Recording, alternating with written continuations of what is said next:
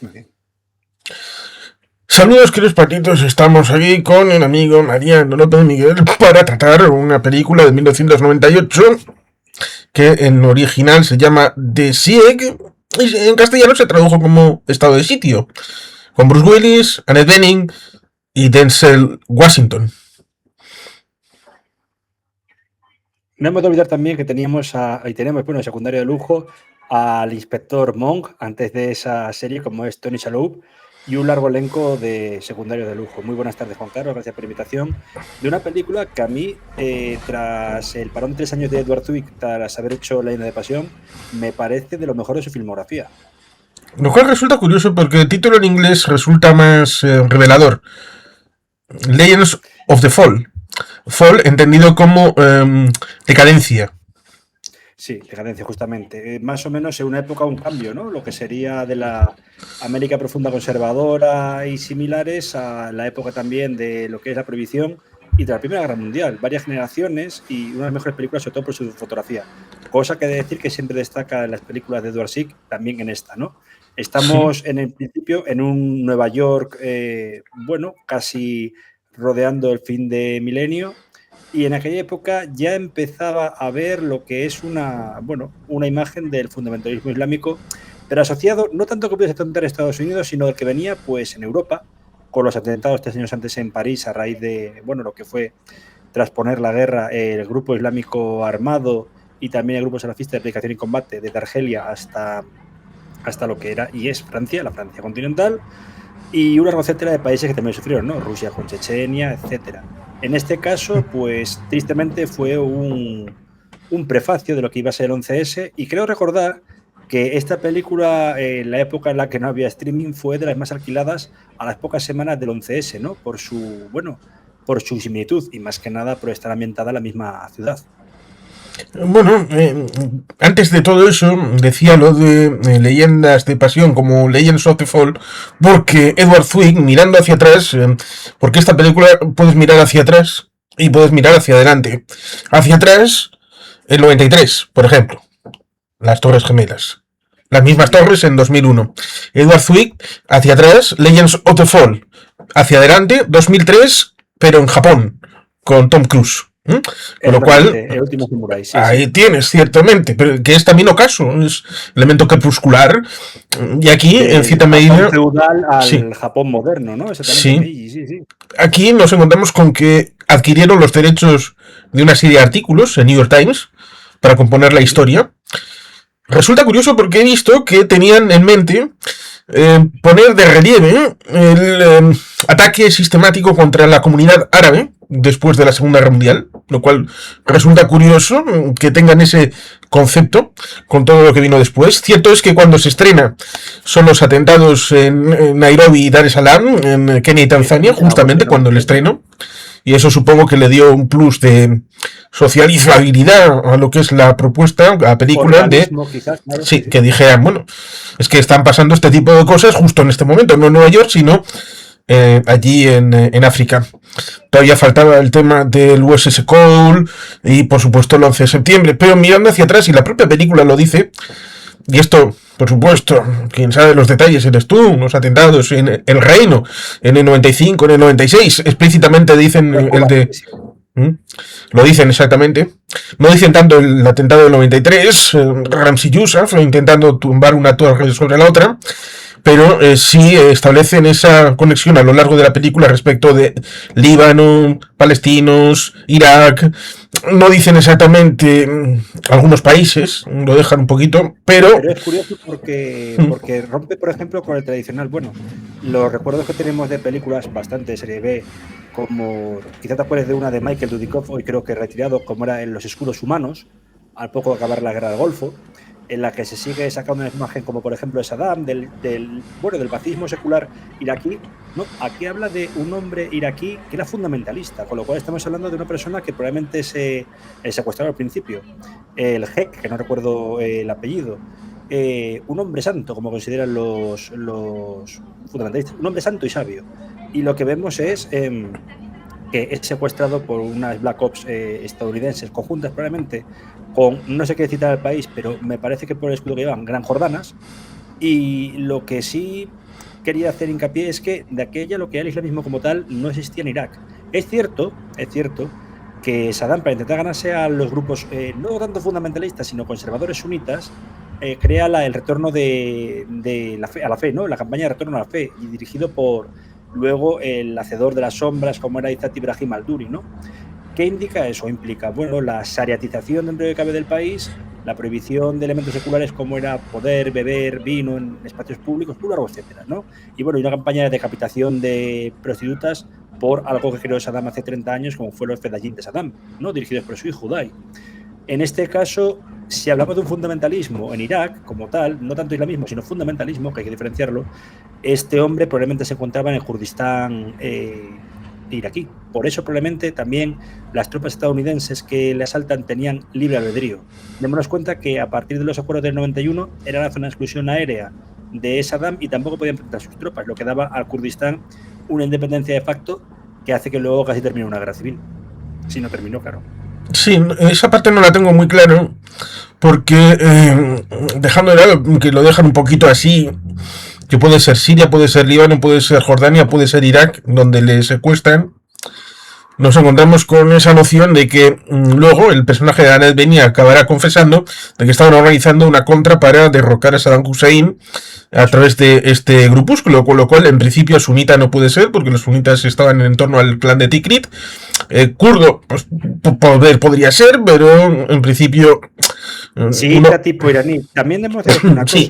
Los grupos fundamentalistas como HUT, Hizb ut-Tahrir, que le indicaron a Saddam, varios de ellos acudieron a propio palacio presidencial para decirle: Excelencia, Rais, proclama el Estado Islámico como usted como presidente, pero tenemos que ser un Estado Islámico donde rija la Sharia. Fueron ejecutados. Con lo cual podían ser gente que le tuviese tirria. Obviamente los hermanos musulmanes sirios no iban a ser, porque les dio refugio. Pero algún grupúsculo fundamentalista, estilo... Es como cuando se decía aquello de que Al-Qaeda está a favor de Saddam. No, están en contra de que los invadiese suelo islámico Estados Unidos o cualquier potencia extranjera. Eso sí, no eran ni mucho menos amigos de Saddam. Pienso que por ahí van los tiros, pero también, desde luego, tiene razón y puede ser un grupo tipo una especie de Hezbollah iraquí, ¿no? Como se demostró posteriormente. Sí, en la propia película se habla de conexiones, pero cierto es que cuando, en principio, ya acabo de terminar de volver a ver, entramos en ese autobús de pintura azul.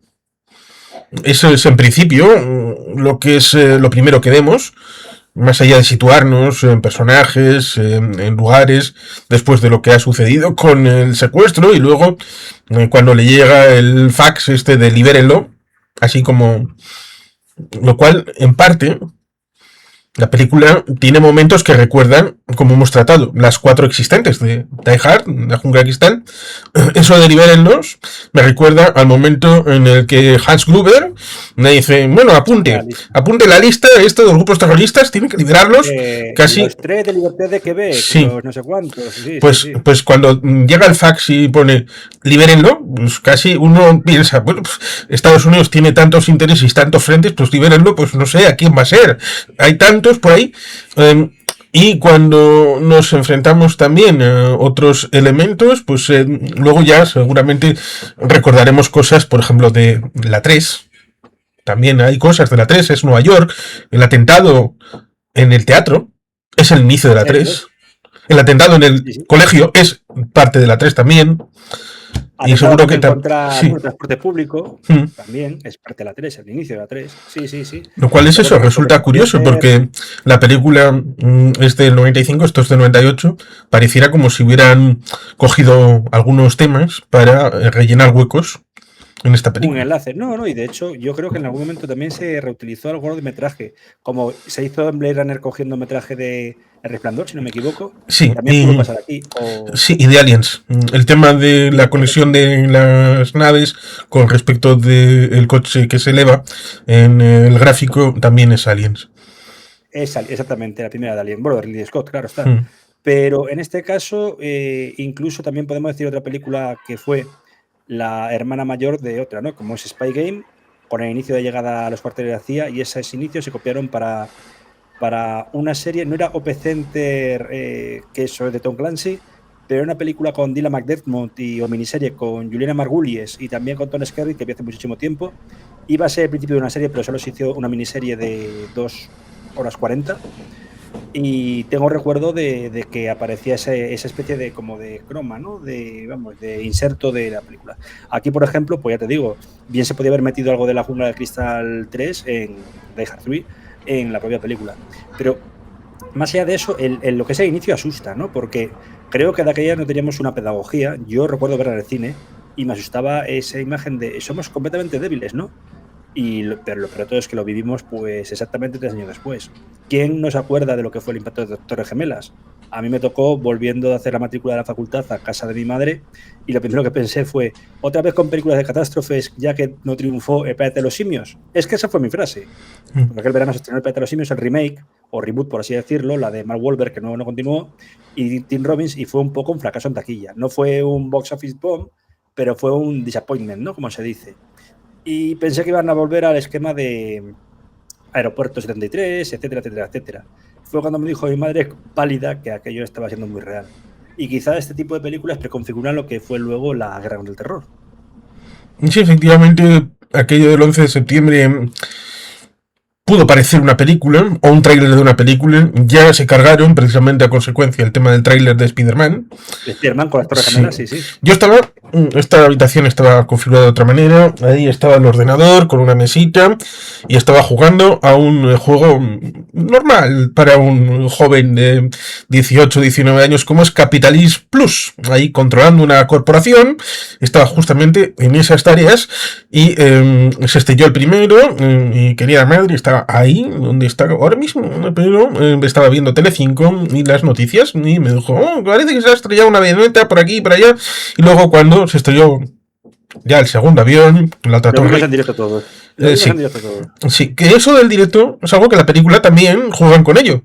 A la hora de decir, no, las avionetas, los helicópteros están por aquí. Algunos los helicópteros son de prensa. Y cuando están es para coger y sacar la información.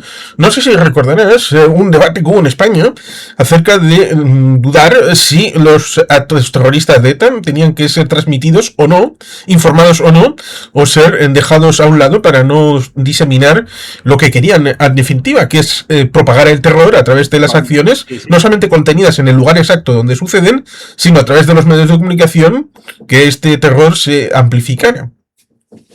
Y tengo ese recuerdo, sí, como también creo que esto fue una orden de Margaret Thatcher para silenciar el brazo político de lo que se consideraba, brazo político del IRA, ¿no? El Sinn Féin.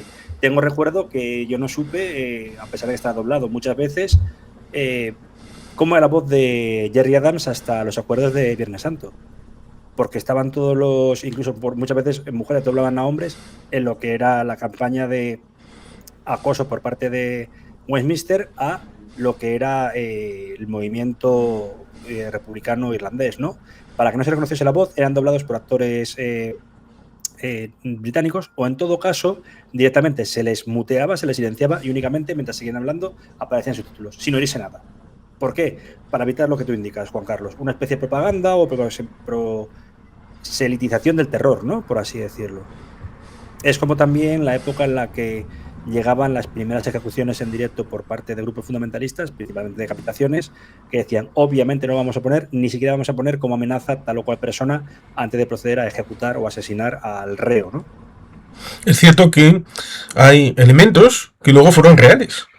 Por ejemplo, en la película se habla de que hay un par de personas, bueno, en la película una, en la realidad fueron dos, que pasaron la frontera, en el caso de la vida real fue en la frontera con Canadá, y que fueron dos de los que se subieron, dos de los 19 que estaban en los aviones y que estaban en la lista, y aquí vemos a uno, con lo cual esta película en eso se adelantó a los hechos reales, y cierto es que también juegan con nuestros sentimientos y con nuestra percepción, porque en 1993 hubo una película con Keanu Reeves y Sandra Bullock, con un autobús, Speed, con lo cual, si en Speed el autobús no explota y vemos una primera, es un poquito, salvando las distancias, como cuando se filtró el tema de que Spock moría en la ira de Khan.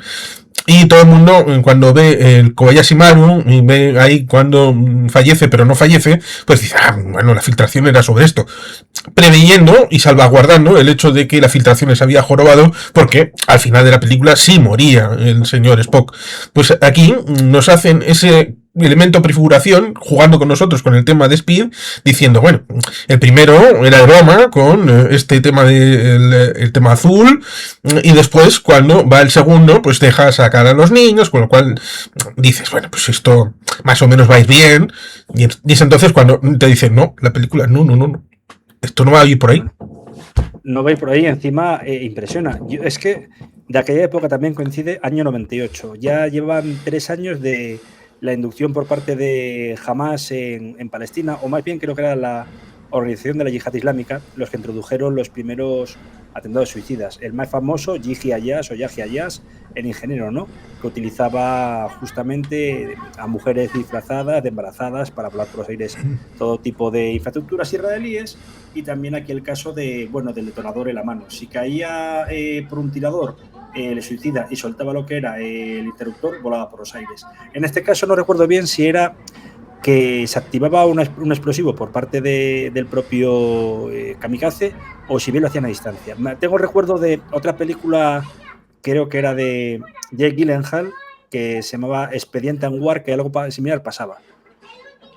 En el inicio de la tercera temporada de Lalo esta Casa Blanca, que se iba a estrenar precisamente en ese cuarto trimestre del año 2001, hicieron ese especial Isaac e Ismael, en el que se recuerda exactamente que en los años 90, lo que luego en Europa se socializó con el tema de Niza, de Múnich, de Berlín y de Bataclan, en aquellos años 90, en Tel Aviv, en Haifa, en Jerusalén, entraban en centros comerciales, en pizzerías, en discotecas, y se inmolaban, lo cual supongo que dejó en cierta parte una huella respecto de elementos que pueden estar inferidos y dichos en diálogo en esta película, en el que se cita a Tel Aviv.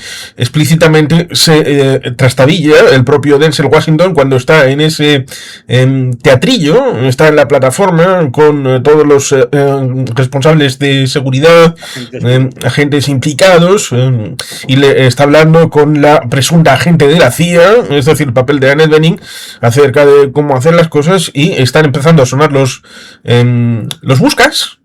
Y es cuando llega el tema del teatro. Creo que es el tema del... No, el teatro, justo, sí. No sé si es el tema del teatro o es el tema de los colegios en este momento, pero en cualquier caso, la palabra... Teatro, el colegio era otra forma, que era una llamada telefónica, no buscar. En cualquier caso, Denzel lo que está a punto de decir y apenas le sale es Tel Aviv. Es la palabra que está en ese momento para decir. Pero sí, todo viene de esa situación del primer autobús que viene la Annette Bening de turno porque parece que ha oído algo y trata de meterse, lo cual pose comitatus, el tema de la CIA no actuando dentro de Estados Unidos, porque todo eso también tiene afectación a algo que estamos viviendo ahora. Porque en un momento dado se habla, ¿y si militarizamos, es decir, federalizamos la Guardia Nacional? Y se dice, no, porque están solamente para disturbios y todo esto. ¿Qué está haciendo Donald Trump con la Guardia Nacional? Claro, ahí estaría... Militarizarla. También es que no sé hasta qué punto, de hecho, quizá lo viste en mi estado, que me he comprado el libro de Tim Biner, el último, acerca de la misión, acerca de la CIA tras el 11S, ¿no? Y lo que sí puedo decir es que, bueno, me está impresionando con todos los fallos de seguridad, etcétera. Pero también hay una cosa que no entiendo. ¿Desde cuándo está establecida lo que es la prerrogativa por la cual la CIA, quizá antes la OSS, quizá fue desde siempre, tiene prohibido actuar en territorio norteamericano? Incluso, por ejemplo, en embajadas, porque ha citado las Torres Hobra en Arabia Saudí, quien investigó el atentado no fue la CIA, fue el FBI, enviado hacia allí. Por cierto, que se me nota película una adaptación libre de ese tema, como es El Reino, con Jamie Foxx, y me parece que era también Jason Bateman. Creo que en buena medida es una cuestión de egos. Esto lo dijo explícitamente el director de la CIA, Josh Tenet, en 2002, acerca de cómo había sucedido la relación entre CIA y FBI respecto del 11 de septiembre, en el que casi era más fácil los desencuentros que los encuentros, y hay un telefilm que habla de lo que sucedió en el cambio del 99 al 2000, que implica también lo que sucedió respecto de Ramzi Youssef 93 y toda la consecuencia que vino después. De ataque, que a pesar de que su tío KSM, Khalid Muhammad, era también uno de los cerebros del plan Boyinka, pudo huir y estuvo viviendo en Pakistán tranquilamente. Sí, a fin de cuentas, como digo, el FBI fue responsable en la época de la Segunda Guerra Mundial de la información en el hemisferio occidental. En todo el hemisferio, es decir, en todo el continente, en todas las Américas, era J. Edgar Hoover. Entre ellos estuvo Jesús de Galíndez, que era agente del FBI, no de la CIA, cosa que luego en algunos círculos vascos se quiso confundir y decir, es de la CIA, es de la CIA. ¿Por qué? Porque lo de la CIA tenía más predicamento de imperialismo, injerencias y todo esto.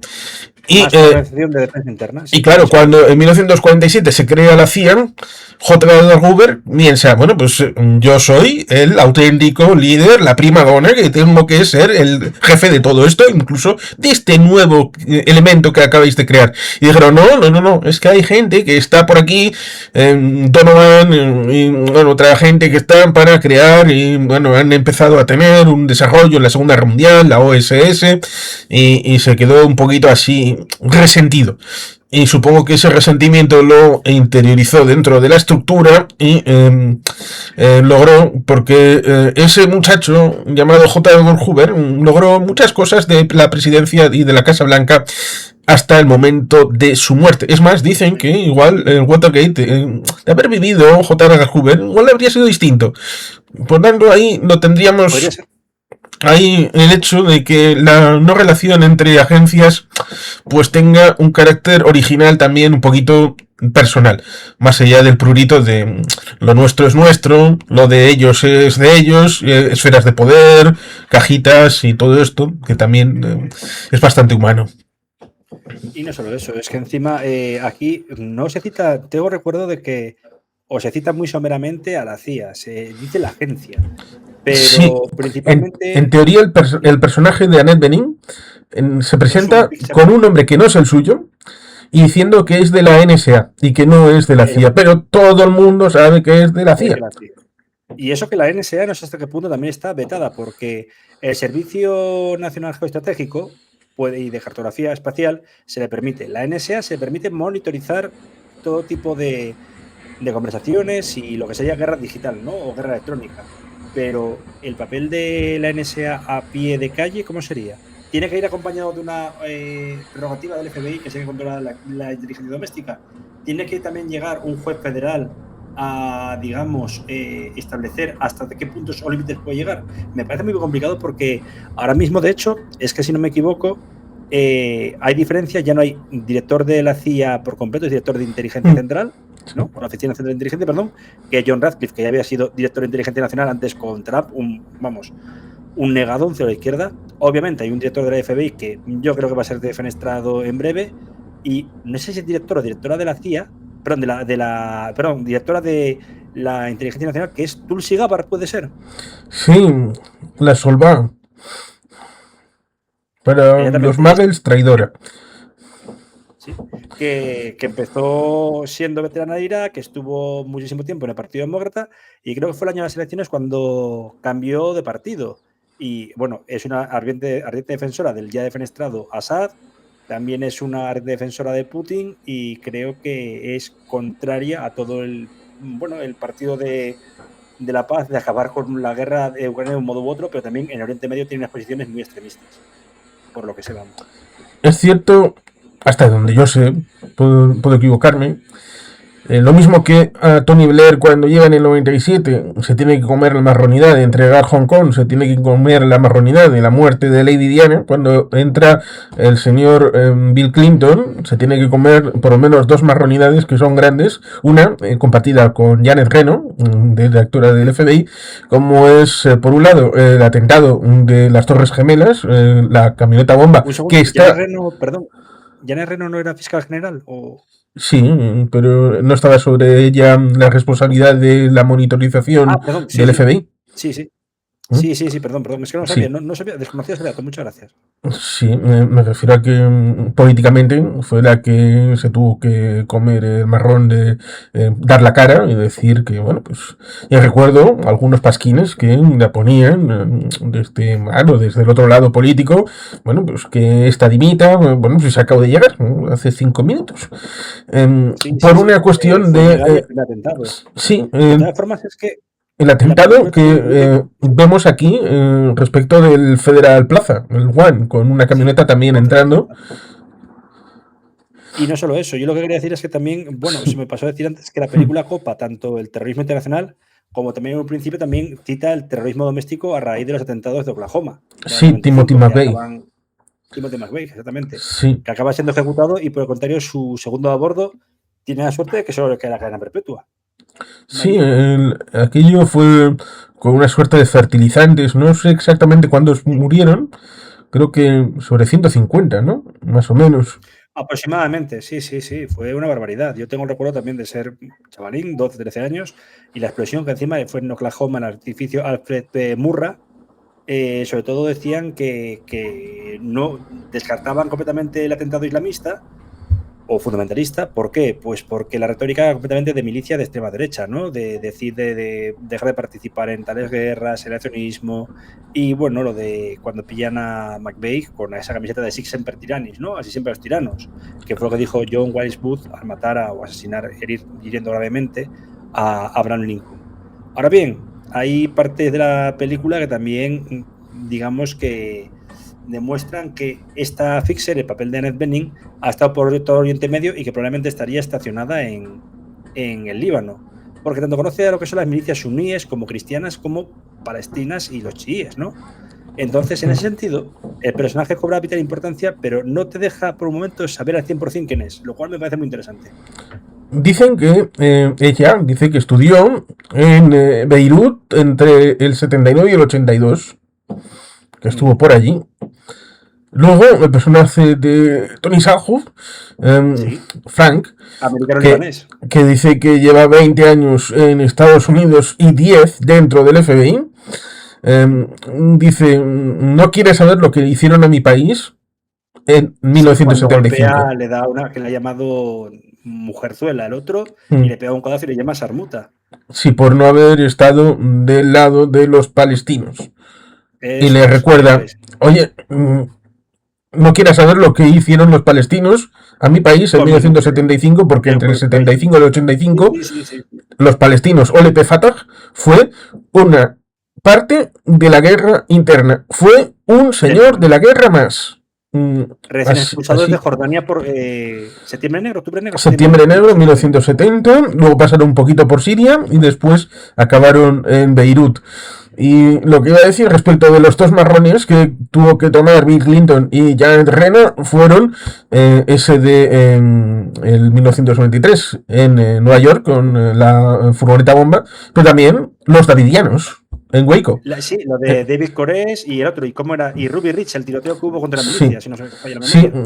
con una idea que también está insertada en esta película, que es el desconocimiento, la lectura mal hecha a la hora de pensar que esto es como lo anterior, a pesar de que en Oregón una especie de yogi ya había tenido una situación un poquito rara y distorsionada en los años 70 y 80, que venía inmigrante del Indostán y que se ejerció una comunidad, incluso metieron tema vírico para tratar de manipular unas elecciones y controlar poder político en la parte norte de la costa oeste, con lo cual en principio estas cosas tendrían que estar en el background del conocimiento de estas organizaciones policiales, pero cuando se enfrentan a los davidianos piensan esto es un secuestro normal, como cuando los secuestros de los aviones, pues bueno, esto es un secuestro como lo tradicional, gente que pedirá algo a cambio, pero ya en esta película nos encontramos con que son terroristas que no piden nada a cambio.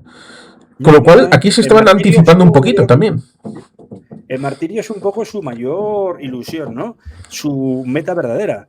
Y es cuando empezamos a hablar de lo que dijimos. Hemos pasado de un espectro, bien si era Irak, bien si era Siria, incluso Líbano, Quizá Líbano no tanto, por el espectro chiita de la revolución islámica iraní, ¿no? Que Hezbollah no deja de ser un proxy. Pero cuando empieza a hablar con esa retórica islamista, dices, pues, coño, pues es un país... Claro, en el recuerdo, ¿quién está? Los hermanos musulmanes en Siria tras la masacre de Hama, que había sido, pues, 15, 16 años atrás aproximadamente.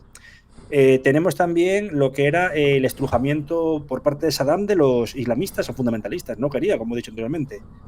Pero es cuando empiezas a decir, ¿y si esto puede llegar a pasar? ¿Y si de repente un grupo fundamentalista? Pues, como bien has indicado, Juan Carlos, el primer caso se vio un mes antes de entregar esa película. Sí, se estrenó en septiembre del 98 en Estados Unidos, el 7 y 8 de agosto del año 98, son los atentados terroristas de Kenia y Tanzania, ¿no? Lo que demuestra que era cuando empezaba a darse una persona un tanto desconocida que podía estar inspirada de otro modo en el anciano secuestrado, aunque era mucho más joven. No era otro más que Osama Bin Laden. Y también los postulados de Abdullah Assam de la yihad global. Aquí es cuando surge también el libro La yihad de Gilles Kepel, en el cual habla de la fundamentalización de diversas zonas del globo y cómo poco a poco estaban cobrando un efecto dominó. Empieza en Argelia, en Afganistán, hasta que llega desgraciadamente cruzando el charco y del peor modo posible el 11S. Y anteriormente, atentado de enero del 93, en las Torres Gemelas. Sí, efectivamente, en lo que es la trama, porque una cosa es adquirir los derechos de unos artículos, pero los artículos son descriptivos y luego lo tienes que convertir a narrativa, con personajes que más o menos funcionen, más allá del tema del estereotipo. Tony Salhoff intenta ser ese contacto árabe en la parte que es más cercana a la parte oficial, integrada. Luego nos encontramos con el amigo de, love interest del personaje de Annette Bening. Sí. Y luego nos encontramos también a Devereaux, que hace la guerra un poquito por su lado, cogiendo urgencia totalmente. Sí. Y ahí tendremos esa especie de tribote respecto a esos tres personajes, el de Denzel Washington con el segundo Tony Salhoff, que sería la ley pero hecha de una manera rigorista, con respeto de los derechos y egalitarismo, legalidad, sí. Claro, sí. Tenemos al personaje de Annette Bening, que piensa que hacer una proximidad, incluso meterse dentro de la cama de esta gente puede dar sus frutos, sobre todo teniendo ese pasado respecto de lo que la CIA intentó hacer en Irak con ese intento de cambio de régimen, que supongo que tiene el trasfondo de la mala conciencia respecto de pedir la insurrección en 1991 después de la guerra del Golfo y luego no culminar simplemente diciendo el Consejo de Seguridad no nos ha pedido que cambiemos el régimen y nos ha dado mandato hasta aquí. Y luego está el Devereaux, que resulta curioso porque siendo ese apellido Devereaux y siendo de Nueva York, no me puedo olvidar de una película que es Godzilla, donde hay los franceses también un papel curioso. Con Jean Reno, exactamente. Sí, la primera versión. Pero no solo eso, es que, lo que ha sido Bruce Willis época todavía con peluquín, a partir de, me parece que es la última de la Jungla de Cristal, la quinta no, la cuarta, penúltima, ya le dio por rapar sin aparecer más que con su calva brillante hasta que se retiró, pobre hombre, por esta terrible enfermedad que padece hoy día.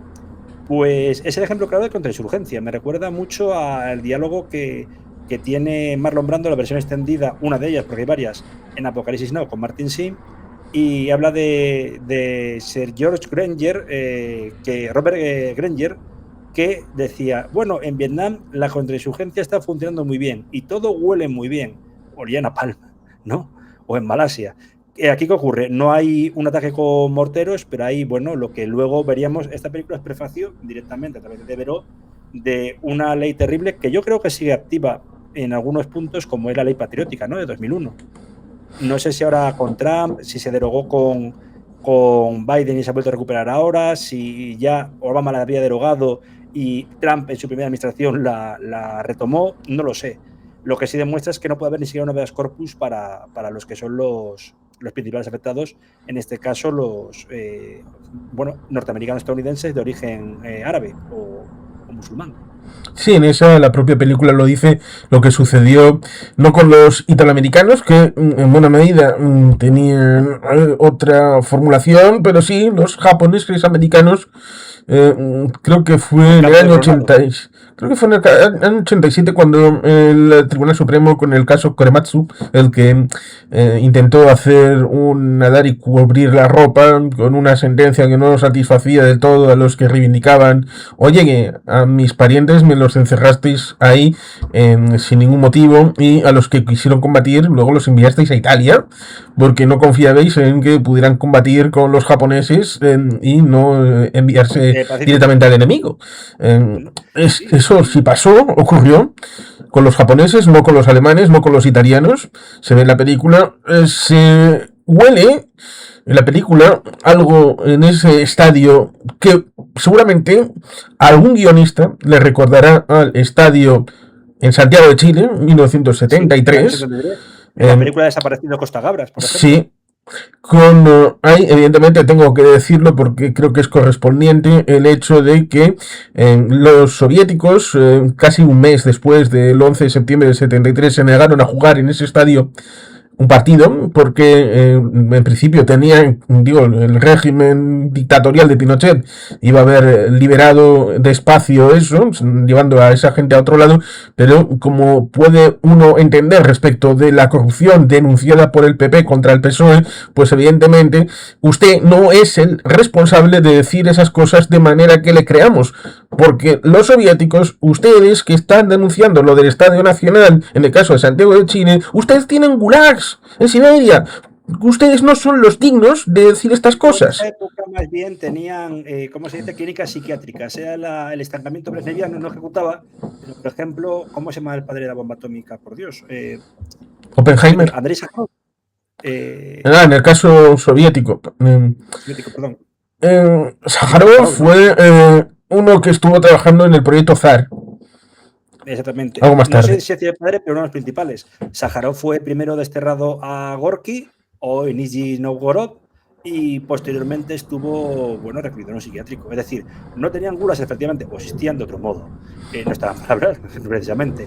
Aunque sabemos lo que fue la brutalidad del Estadio Nacional de Santiago Sí, de Chile, las ejecuciones sumarias y muchas cosas que, como he dicho anteriormente, se reflejan muy bien en la película magnífica de Costa Gabras con Jack Lemmon, creo que el sí, protagonista Jack principal, Lemmon Desaparecido. y Sissy Spice, que es la novia del desaparecido, que es, bueno, pues un idealista. Y la película está muy bien. Y puedo decir que Susana fue incapaz de verla por la enorme carga emocional que tiene la propia película. Pero ciertamente está adelantando algo que fue objeto de polémica, porque cierto es que no hubo encierros en el territorio de Estados Unidos, pero sí en Guantánamo, con una configuración Eso más o sí. menos parecida a como vemos con el tema del enrejado. Eso sí fue una realidad. Y hasta el punto de que Y el mono naranja. El mono sí, naranja que hasta llegaba el en punto Guantánamo y que después de ahí. cuando se quisieron deshacer en tiempo de Obama y no fue capaz, porque querían llevar a todos esos presos, algunos de los cuales eran presos de verdad, porque tenían que tener un trámite judicial, en ningún estado, ninguno de los 50 estados de Estados Unidos quería tener en sus cárceles a ninguno de esos, ni siquiera esos gobernadores más cercanos a esa posición de free for all, vamos a liberarles, derechos humanos. Y ya, ¿quieres que te los llevemos a tu estado? Ah, no, no, no, no, esa parte no. De hecho, eso fue una polémica, porque tengo recuerdo de que varios prisioneros Uyghur fueron no deportados, pero relocalizados en Bermuda, por un acuerdo. Otros, los menos afortunados, fueron devueltos a Rusia. Digo menos afortunados porque muchos de ellos eran norcaucásicos. Nadie sabe qué habían hecho en Afganistán, o sí.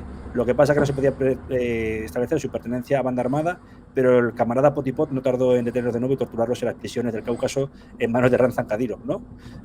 Todo ello lo preconfigura. La película en sí, pues por desgracia, ha actuado como lo que era Herman Kahn, ¿no? Un gran futurólogo.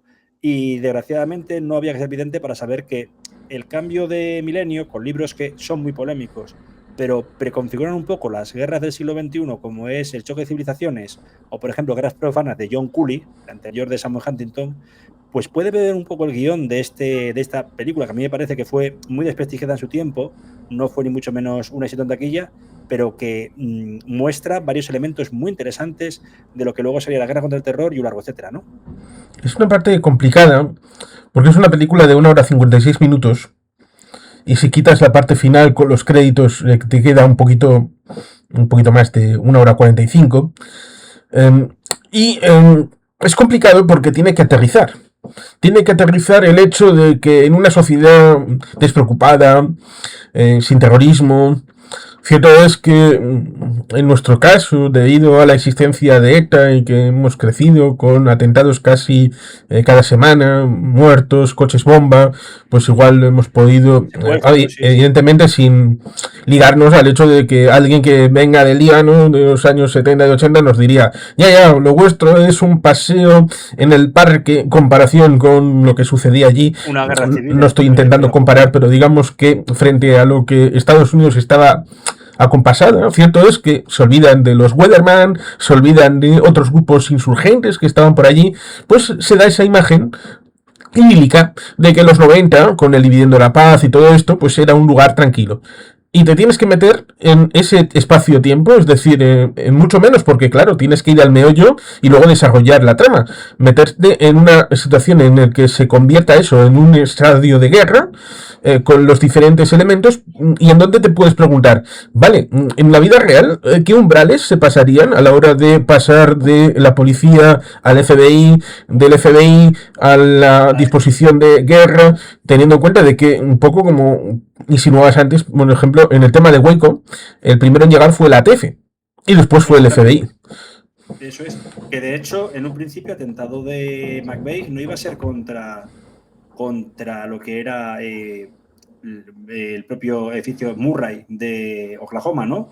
Una sede del FBI, que encima tenía al lado una guardería, por eso 13 de las 150 víctimas fueron niños de escasa edad. También está el tema de la ATF, bueno, que había actuado tanto en Waco como en Ruby Ridge. Como el propio nombre dice, está muy vinculada a lo que es el uso de armas en suelo civil estadounidense. Son aquellas prerrogativas cada vez menos visibles de que se puede tener una persona por mucho que parezca estar agarrándose la segunda enmienda, ¿no? La quinta enmienda, no sé cuál es de ellas, la del derecho a portar armas. Con todo ello, no podemos negar otra cosa como es, bueno, pues, y que hay una serie que tú y yo hemos visto que copia el ejemplo de estado de sitio. Es el atentado en el One General Plaza cuando lo vuelan por los aires y varios de los agentes fallecen en el acto, como por ejemplo también es Mark Valley, que luego se hizo famoso en la serie Fringe. Esto copia el capítulo de la segunda temporada, o el capítulo final de la segunda temporada de la propia Homeland, cuando la sede de la CIA se le vuela por los aires con una furgoneta bomba en la cual fallece la viuda del vicepresidente anteriormente asesinado por Brody. Y con todo ello, pues la plana mayor de la CIA, junto con varios representantes de congresistas, etcétera. No sé si te recuerdas ese capítulo, Mm, perdón si hago spoiler. no, sí, sí, recuerdo que hicieron ese final ahí espectacular. Luego se tuvieron que reciclar porque la serie siguió una serie de temporadas más allá de esa gente loca y el barbudo Mandy Patinkin. Sí, y encima otro factor que había que ver era quien dice el testamento de Abu Nasir antes de atentado es un actor israelí fallecido tristemente hace poco, como es Alon Abutbul, ¿no? Famoso también por ser el doctor Leonid Pavel en El Caballero Oscuro, etcétera.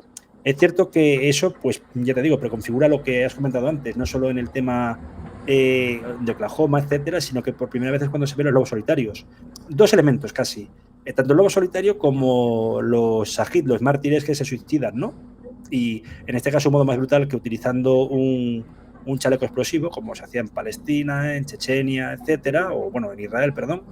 Y en todo caso, pues el factor de cómo también se introduce el asesinato a gran escala por parte de organizaciones descentralizadas, a pesar de que Al-Qaeda, salvando las distancias, es una que el operativo pasa por y para las órdenes de Bin Laden. En este caso está más descentralizado porque se puede ver que el infiltrado, por así decirlo, Love Interest también, a la par de Annette Bening, pues en un principio me recuerda un poco al caso, salvando la peculiaridad que este hombre es secular, de Ali Hassan Salamé, ¿no? El palestino líder del Frente Popular para la Liberación de Palestina, el Príncipe Rojo, como le llamaban, que había estado en nómina de Estados Unidos antes de poner el punto de mira a Israel. Sí, ese sería probablemente un punto referencial para este grupo de hermanos, uno de los cuales, es decir, el mártir, entró en un cine en Tel Aviv y lo voló, y el hermano superviviente es el que se mete en la cama con Annette Bening, lo cual resulta curioso porque hay un atentado en Nueva York en un teatro, cine, teatro, con esa noción de socialización del sufrimiento, llevándolo a vosotros que habéis hecho de nuestra región el elemento destructivo. Bueno, pues ahora vais a sufrir lo que estamos sufriendo Claro. nosotros. Y cierto es que dice exactamente que viene de West Bank, de lo que se llama Cisjordania, con lo cual no es descartable que se estaban refiriendo implícitamente a ese frente, exactamente, que tiene... Sí. Están a 2 años de lo que es la visita de Ariel Sharon de la Esplanada de las Mezquitas. Sí, y el inicio de la 25 segunda de intifada. septiembre de 2000. Con todo lo que fue la segunda intifada, que nunca supe bien cuándo duró. Supongo que sería hasta el plan de desconexión de Gaza del año 2005, es decir, duró 5 largos años. La primera 3, la segunda 5. Supongo que en parte el final de la segunda intifada se fue deshilachando sin dar un final oficial. Eso sí, hay quien dice que el inicio de la segunda intifada tiene bastante que ver con la negativa de Yasser Arafat a la firma en Camp David de esos 14 días en el que estuvo con Ehud Barak y con Bill Clinton, y le ofrecieron casi de todo. Luego Ehud Olmert en 2008 le ofreció un poquito más, si podía ser, y Yasser Arafat dijo no, porque seguramente tenía en la mente: a Isaac Rabin le mataron por hacer la paz conmigo. Si yo hago la paz completa con esta gente ahora mismo, igual acabo juntito a él. Bueno, acabaría muerto en todas maneras en 2004.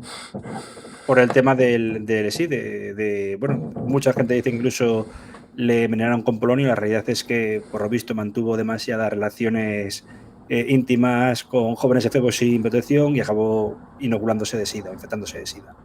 Eso es lo que se dice oficialmente. Sí, también se dice un poquito de eso. Voy a tener el Mohamed. Exactamente.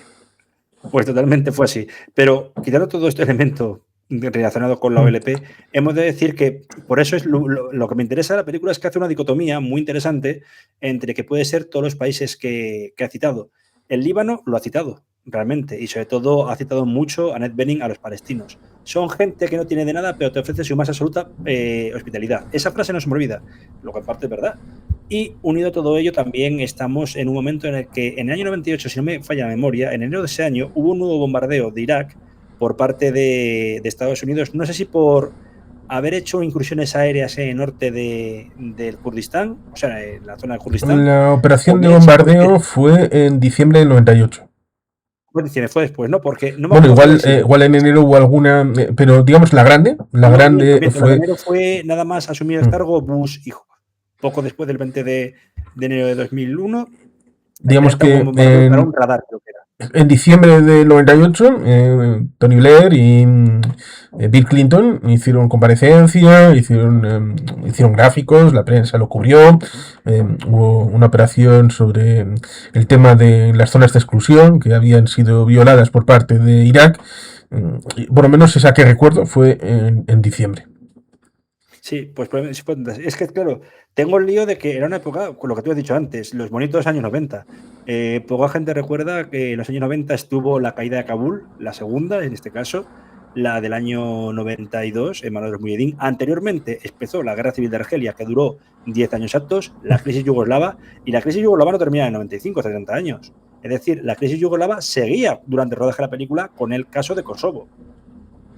Más Sí. luego la insurgencia islamista en Filipinas, y hemos olvidado decir que, aparte de todo ello, Ramzi Youssef es capturado por una estupidez cuando estaba desarrollando el complot Boyinka, que era la primera vez que se planeaba estrellar aviones, uno en Filipinas para asesinar a lo que era el Papa Juan Pablo II cuando iba a ir a visitar al presidente Fidel Ramos, que sabemos que Filipinas es un país católico nominalmente, y otro, estrellarlo contra la CIA. Al final lo que salió aparte fue el tiroteo de 2 agentes de la CIA por parte de un cover pakistaní en Langley. Y luego fue capturado al estilo Ramzi Youssef, pero en vez de recibir la cadena perpetua, lo que recibió fue una inyección letal.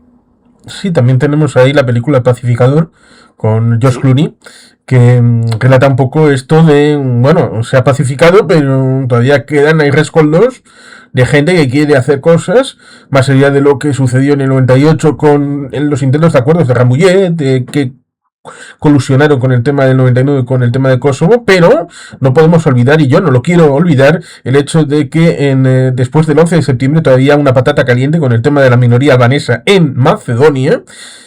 Y si no hubiera sido porque Javier Solana, que entonces ya no estaba en la OTAN, era del Mr. Pesk, y estuvo un mes viviendo en Skopje.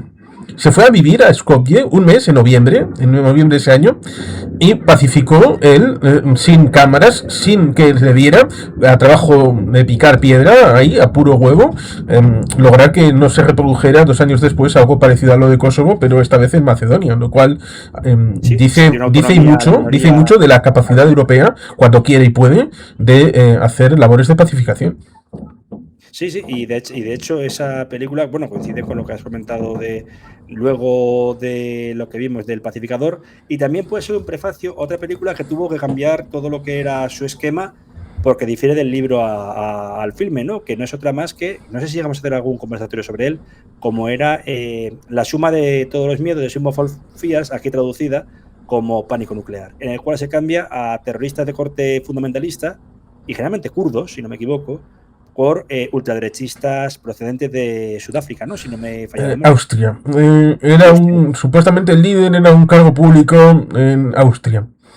La primera secuencia, cuando se ve que está dando una charla, se ve el reloj y pone Viena, y el reloj se ve ahí, una esvástica. Amigo de la corelista austríaco, y además en su tierra natal, ¿no? Sí, que era cuando encima citaba una cosa muy singular, que era pedir la paz en Europa es como pedir a ese gigante lascivo ruso que deje en paz a la virginal Chechenia.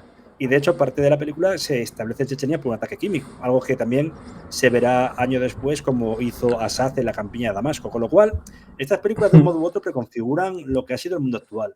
Sí, sin querer buscar esta futurología. Sí, la propia Sum of All Fears, la película, Ciaran Hinds, que hace de presidente ruso, se le ve que vas a desmentir estas cosas que están pasando, como si es que no hemos hecho nosotros el ataque a Grozny. Prefiero verme como líder fuerte que como débil, reconociendo que soy impotente de hacer este tipo de cosas. Sí, que es cuando anteriormente Ryan llega y dice una frase que podría ser perfectamente el camarada Potipó, que es: Chechenia es un problema interno ruso. Lo que allá dentro hagamos no es de su incumbencia. Eso demuestra más o menos lo que sería, bueno, 2 años antes se empezó a aplicar por parte de Putin, ¿no? En este caso, yo creo que el de estado de sitio lo que demuestra es la putrefacción de lo que sería la democracia en tiempos de crisis. Cosa que hemos visto, por ejemplo, ayer con ese avión de Top Gun vía inteligencia artificial pilotado por el Trump King o King Trump, soltando heces literalmente sobre los manifestantes, ¿no? Si no me falla la memoria, no sé si era barro o heces, me da que más bien era heces. Sí, hay gente que pensará o querrá pensar lo primero, pero era lo segundo, era un váter aéreo. Exactamente. Entonces, bueno, lo que has comentado anteriormente, todo relativo a la Guardia Nacional, que no sé hasta qué punto no puede intervenir el Tribunal Constitucional para decir que se ha sobrepasado en sus poderes y está limitado el presidente. No veo tampoco la capacidad de que haya ahora mismo un Watergate contra él también. Sí, resulta curioso porque ciertamente algo que se pudiera plantear a consecuencia del asunto final de la película con el general de Veró, cuando hay ese enfrentamiento dentro de esas instalaciones del estadio entre el FBI y el ejército, con el mando en Denzel Washington y Bruce Willis, podríamos pensar de que a consecuencia de eso, luego el mando supremo, es decir, el presidente, sufriría un impeachment, lo cual resulta irónico porque en ese 1998 hubo el tema del impeachment respecto de Mónica Lewinsky. Lewinsky por un problema de espalda, es más que por... Hombre, siempre se dice también de un intento de que el impeachment se intentó mejor dicho, silenciar a través de un casus belli, ¿no? ¿Cómo fue este casus belli? Pues básicamente, tras los ataques de Kenia y Tanzania, es decir, de Nairobi y Dar es Salaam, hubo un bombardeo con misiles Tomahawk por parte de Estados Unidos de varios campos de entrenamiento que sí lo eran de Al-Qaeda en Afganistán, que murió un yerno de, no sé, Bin Laden o de Ayman al-Zawahiri, y también se atacó supuestamente una fábrica de productos químicos en Sudán hasta que se dieron cuenta que era una fábrica de aspirinas, lo cual no dejó muy bien al propio Estados Unidos. Sí, por aquellas fechas se estrenó Cortina de Humo, una película aquella con Dustin Hoffman y Robert De Niro. Y John Travolta, ¿no? Creo que era. No, perdón, disculpa, Primary Colors, estoy confundiendo Primary Colors con Cortina de Humo. Cortina de Humo era Robert De Niro y Dustin Hoffman, si no me falla la memoria, John Travolta y Emma Thompson en Primary Colors, cuando John Travolta lo que hace es un Clinton descafeinado, en este caso es una especie de gobernador de un estado del sur. Sí, hubo también negociación entre bambalinas con Primary Colors respecto del guión. Eso es cierto. Y Primary Colors, a diferencia esta de que decía de Cortina de Humo viene de una novela que en principio tiene que ver con Vietnam, respecto de hacer una cobertura de un presidente que tiene problemas, en el que le dicen, bueno, pero no podemos volver a Vietnam. Bueno, que es un poco lo que hizo Rambo, la 2 y la 3, y alguna otra película como Desaparecido en Combate, que es precisamente lo que dice, no podemos enviar el ejército, pero siempre podemos enviar al ejército hollywoodiense a hacer ganar la guerra. Pero claro, ahí el problema de Cortina de Humo en la novela y en la película es, pero es que al pueblo estadounidense no le podemos vender una película como si fuera realidad, porque queremos que crean que vamos a ir a una guerra de verdad, pero no podemos ir a que nos dejen matar, lo cual tenemos que hacer, y esa es la trama respecto de la novela y de la película. Pero ciertamente, volviendo a lo que es estado de sitio, se dice que como son 3 o 4 células independientes, que son las que cometen los diversos actos, y tenemos los atentados, como vamos a hacer recopilación.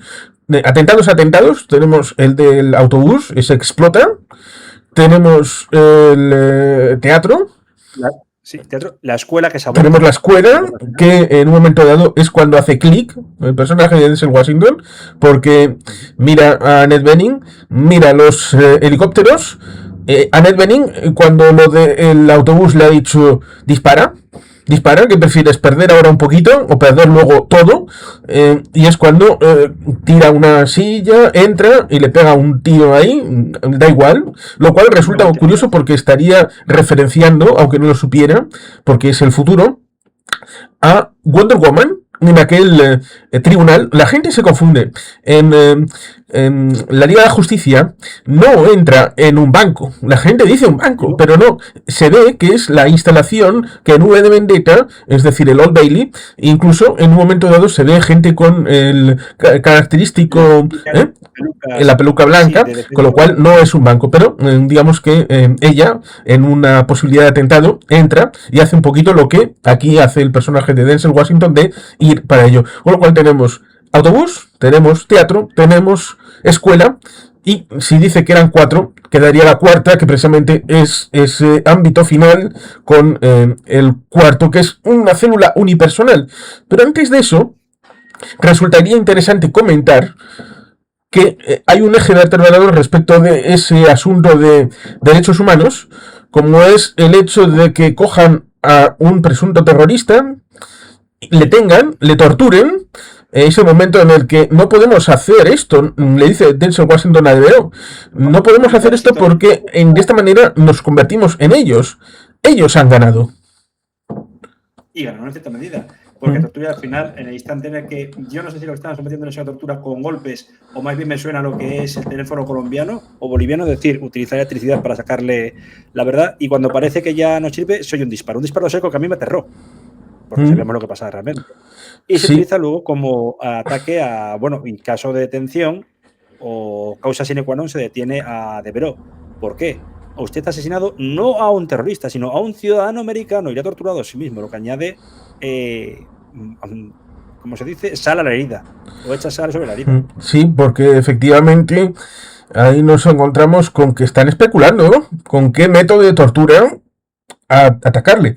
Y en cierta medida hacen algo parecido a cuando las cabras encubren el asesinato de esa cobertura del jeque en la zona desértica, en el que pasan por delante cuando sabemos que están con los fusiles y van a ir uno cada lado y a matarle, pero pasan las cabras, con lo cual oímos los disparos, luego vemos las consecuencias, pero no vemos la sangre. Supongo que por el tema del ratio, para que no, para que no subiera. Y todo esto, y evitar un NC-17.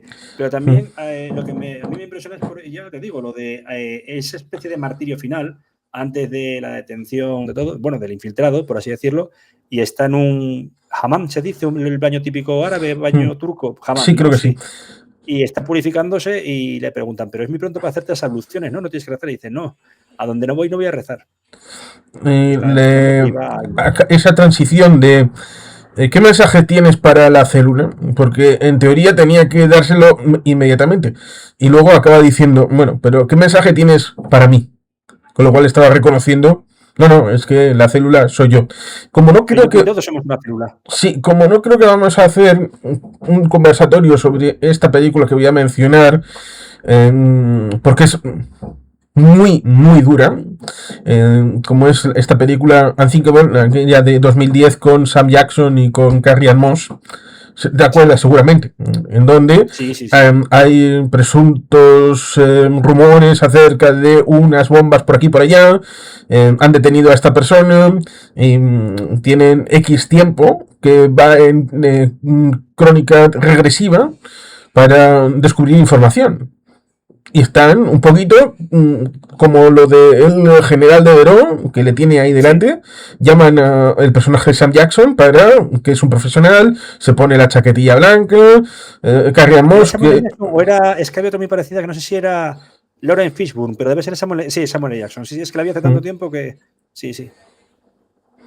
Sí, pues te acordarás que es muy explícita respecto de los métodos, incluso cortándole dedos, que es un poco extraer esa escena y llevarla, eso sí, tardaron 9 años en hacer esa película respecto de lo que pudiera suponer el efluvio efervescente emocional del 11 de septiembre, que seguramente en ese momento, si le preguntas a gente en la calle en Nueva York el día 12, seguramente dirían, queremos hacer, les pones el guión y dicen, sí, nosotros queremos hacer esto a los que nos han hecho lo de ayer. Pero tardaron 9 años en hacer la película y es y también muy brutal. Otra película que te sonará de Adam Driver, se llama el actor que hacía Kylo Ren, que se llama The File, el informe, que se estrenó me parece que era en Netflix o en Amazon Prime, en el que habla de lo que se llaman los taxis de tortura, etcétera, ¿no? Y hubo otra película que hubo 3 películas que sufrieron demora o cancelación. Una fue Spider-Man, por lo que dijiste, de las Torres Gemelas. Otra fue cancelación directamente, la segunda parte de Mentiras Arriesgadas, que no era el tiempo para hacer una película sobre terrorismo, como dijo James Cameron, y otra con Schwarzenegger, pero relacionada con el mundo del terrorismo, como es, y que fue un box office bomb en este caso, yo creo que por el recordatorio del 11S, a pesar de que se demoró la estreno hasta un año después, como era Daño Colateral. Y eso que era ambientado en Colombia contra la guerrilla de la FARC. Sí, Arnold Schwarzenegger sufrió ahí su película. Pero sí, de ese final, del tema del baño, siempre me había parecido que era un final un poquito abrupto, porque había sido construido en un crescendo la película con, lo habitual, un atentado, luego subimos la apuesta como si fuera esto el mus y venga, órdago. Primera mayor, luego órdago y vamos ahí subiendo. Incluso tenemos ese momento en el que el ejército entra, lo vemos paseando por las calles como si fuera una ciudad ocupada y luego todo se reduce a Annette Bening con el love interest en un baño que se pone esto porque, hay una parte positiva que en la película se visualiza, a pesar de que, ojo, cuidado, porque recuerdo cuando una señora le increpó al candidato John McCain de que había que luchar contra ese negrata moro musulmán. Sí, y le cogió el micrófono y le dijo: señora, es un senador de Estados Unidos, es un patriota, es un padre de familia, así que no le consiento que insulte deliberadamente a un americano en mi presencia.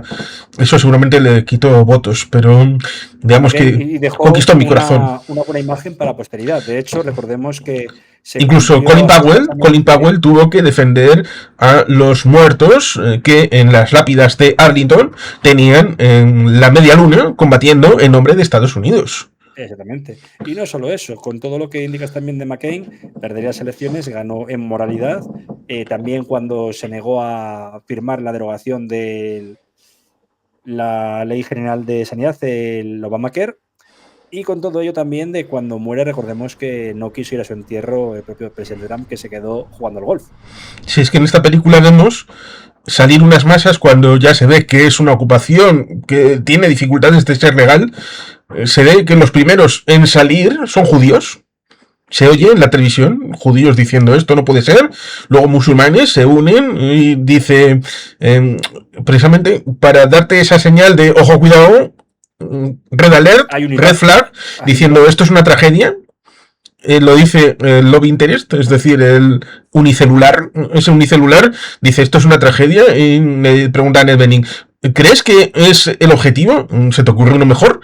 Bueno, pues estaba confesando, pero es que esa situación utópica respecto de musulmanes, judíos, cristianos, blancos, negros, todos juntitos en defensa de los derechos humanos, es una visión idealista que propone la película para poder terminar con buen sabor, pero se vio contrastado también con la realidad, con esas marchas de gente que no estaban en esta onda en la vida real. No, se intentó vender como era, por ejemplo, como si fuese una renovación de la marcha del millón de hombres de Washington DC en el año 63, pues cuando el asesinato del reverendo Martin Luther King. Y en todo caso, lo que ocurrió luego es que empiezan los movimientos antiglobalistas, etcétera. Y bueno, pues. Sí, en el 95, el doctor Farrakhan tuvo la marcha del millón de hombres también en Washington. Pero con una especie de, digamos, de objetivos un poco más. Diferentes. Ansiosos. Sí.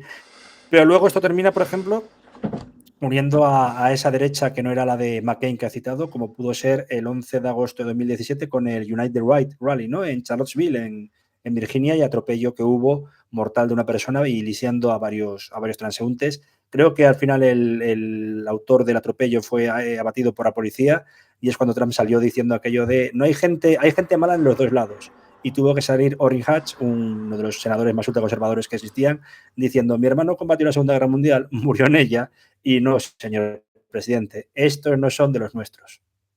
Sí, y efectivamente, si uno ve esa escena únicamente del enfrentamiento entre Denzel Washington y Bruce Willis, el FBI y el ejército, uno puede conectarlo con la película de Alex Garland, de Civil War, porque las guerras civiles pueden empezar ahí. Exactamente, ¿no? O más fácil, incluso con la actual, no sé si es película o miniserie transformada en película, como es Civil War, ¿no? Con Kirsten Dunst, que realmente lo que marca, o llegó a ver, es más desconocida, una película de la que el narrador era James Earl Jones, como se llama, el título en inglés era The Second Civil War. Era una película para la NBC que se hizo en el año justamente 98, en el que el colapso al final del país y cuando se llega a la paz es por la destrucción de la Estatua de la Libertad. No sé si la he llegado a ver, si no es así te la recomiendo.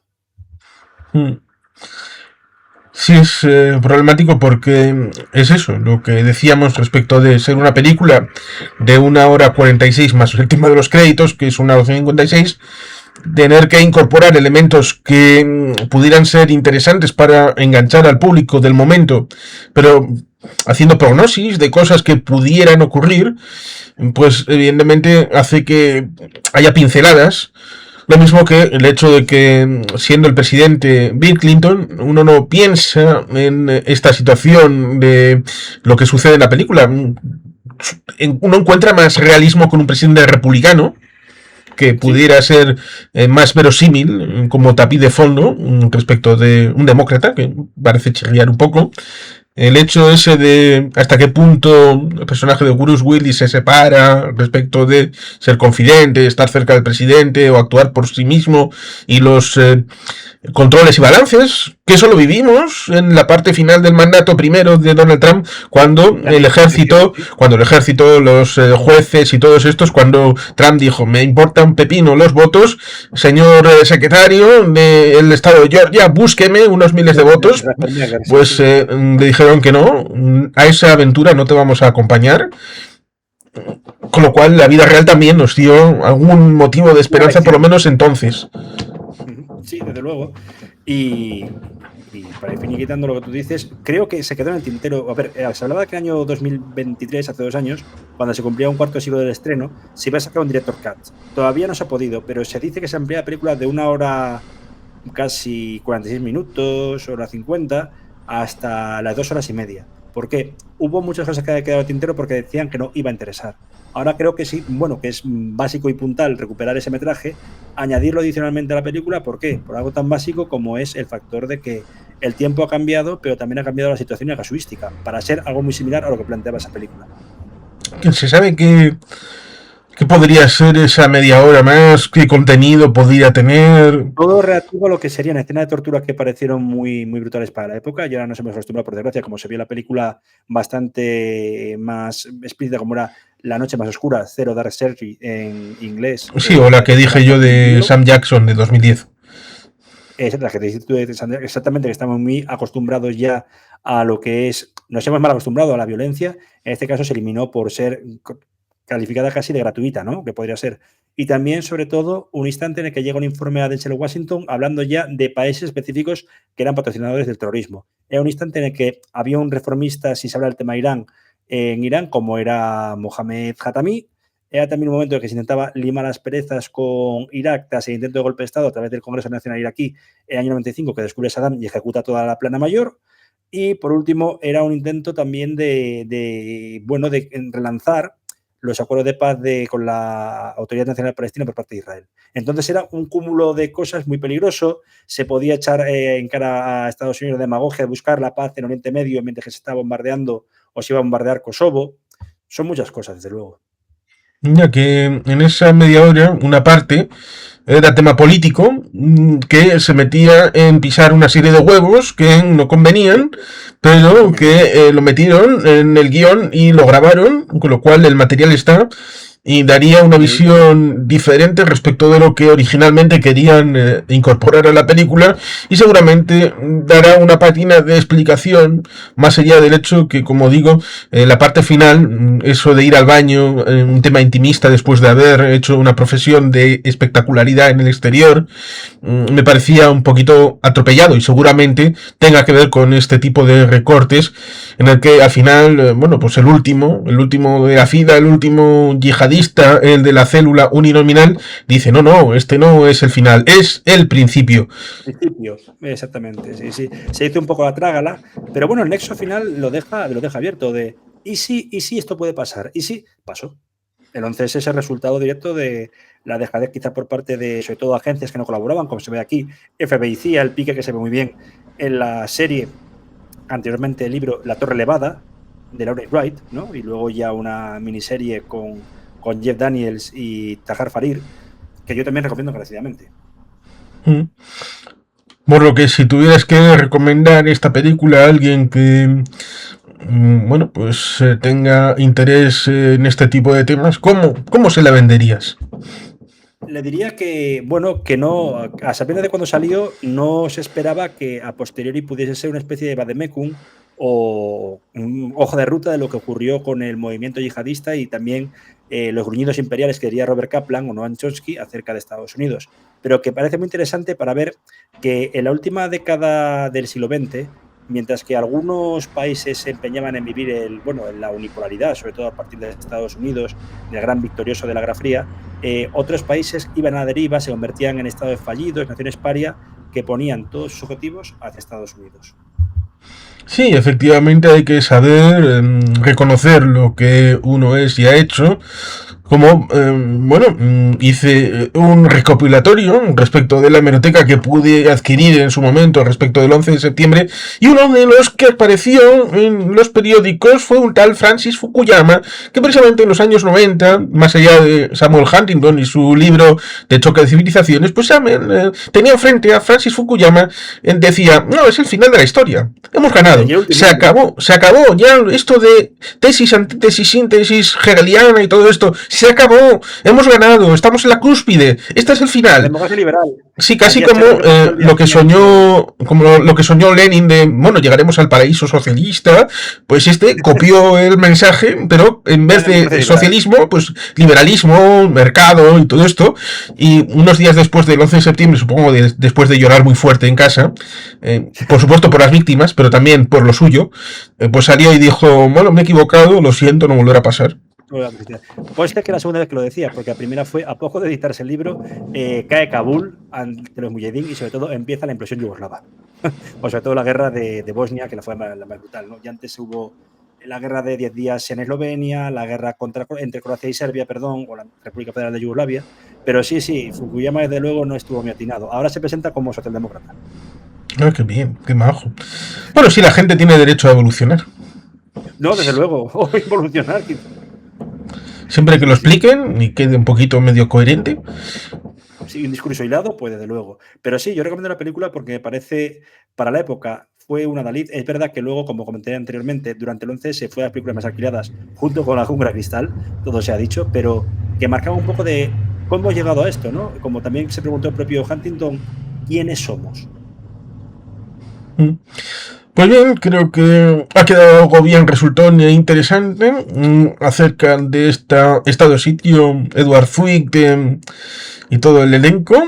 Así que a los que hayan llegado hasta aquí, por supuesto, agradecerles el que lo hayan hecho, comentarios y todo esto. Los likes son baratitos, lo mismo que la suscripción. Y que seguramente volveremos. Ojalá, volveremos pronto, sí señor.